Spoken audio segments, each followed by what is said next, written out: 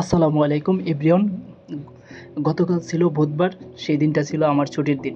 তাই সকাল সকাল ঘুম থেকে উঠে সকাল 11টা বাজে ফ্রেশ ট্রেশ হয়ে আমি চলে যাই একটা রিক্সা করে আজমপুর বাস স্ট্যান্ড।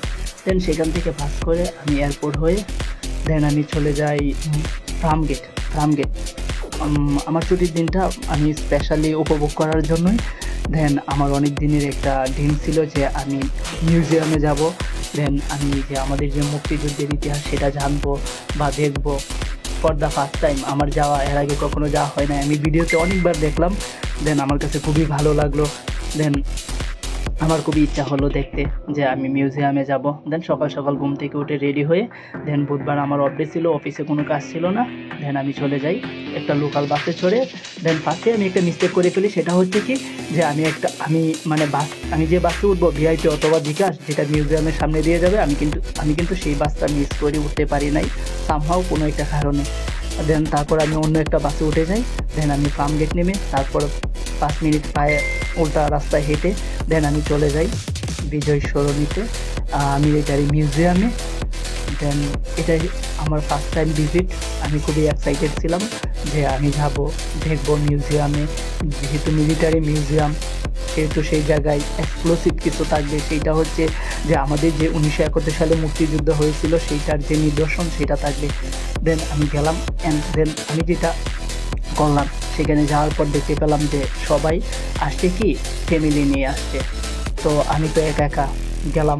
আমার একটা ফ্রেন্ডকে ফোন দিলাম, সে একটা স্কুলে জব করে। সে বলতেছে আমার ছুটি নাই। তো আমি ভাবলাম একা একা বসে থাকবো কেন, তা আমি একটু দিনটাকে কাজেই লাগাই।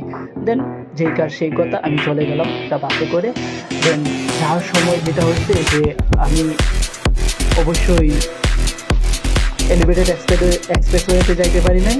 আমি গেলাম যে নিচ দিয়ে আর কি।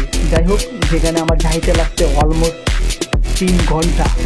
আসার সময় আমি বিআরটি বাসে চললাম। দেন আমি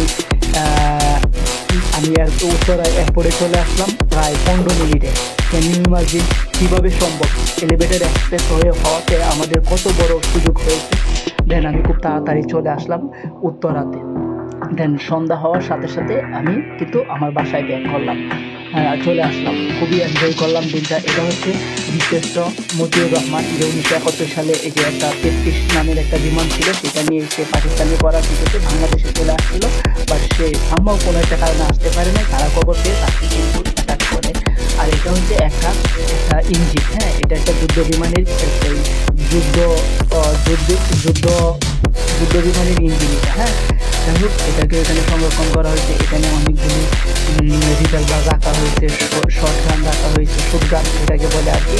যাই হোক, আর ভিতরের যে পরিবেশটা খুবই সুন্দর, খুবই এক্সাইটেড। আর বাইরের ইন্টেরিয়রটা জাস্ট এনার্জি, দেখেন কত সুন্দর করে সাজানো হয়েছে বাইরের ইন্টেরিয়রটা। আর ভিতরে খুবই সুন্দর, মানে ডিসিপ্লিন। খুব সেফলি চলে গেলাম আমরা। ফার্স্টে গিয়ে একটা টিকিট নিলাম 100 টাকা দিয়ে। আপনার যেহেতু এটা কিন্তু ভিডিও করা পসিবল ছিল না, আমাকে এখান থেকে রেস্ট্রিকশান দেওয়া হয় যে ভিডিও করা যাবে না ভাইয়া, আপনি ছবি ওঠান, যত খুশি তত ছবি উঠাইতে পারবেন। তারপর আমি লুকায় লুকায় একটু ভিডিও করে নিয়ে আসছি। আপনারা অনেকেই দেখছেন যে মিউজিয়ামের নাম ছিল বঙ্গবন্ধু মিলিটারি মিউজিয়াম, সেটার অলরেডি নাম চেঞ্জ করে দিতে।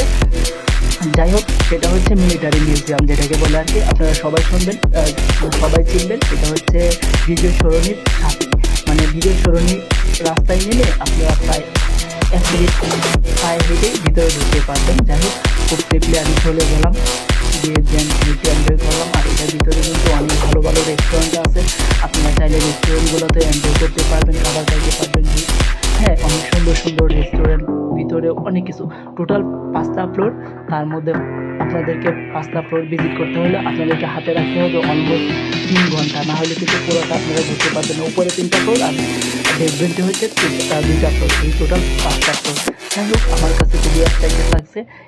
এটাও একটা দেখেন, এটাও একটা শিপ। যুদ্ধের সময় এগুলোর নিদর্শনগুলো আমাদের ছিল। যাই হোক, সবাই ভালো থাকবেন, সুস্থ থাকবেন। ভিডিওটা কেমন লাগছে অবশ্যই জানাবেন। আপনারা অনেকেই মিউজিয়ামের ভিডিও দেখছেন, বাট আমি লুকায় ভিডিও করে নিয়ে আসলাম, ভাবলাম একটু শেয়ার করি। ফর দ্য ফার্স্ট টাইম আমি ভিডিও করলাম, তাই আমি একটু এক্সাইটেড ছিলাম যে এটাকে একটু এডিট করে ফেসবুকে হয়তো আপলোড করবো। যেই কথা সেই কাজ আপলোড করে দিলাম।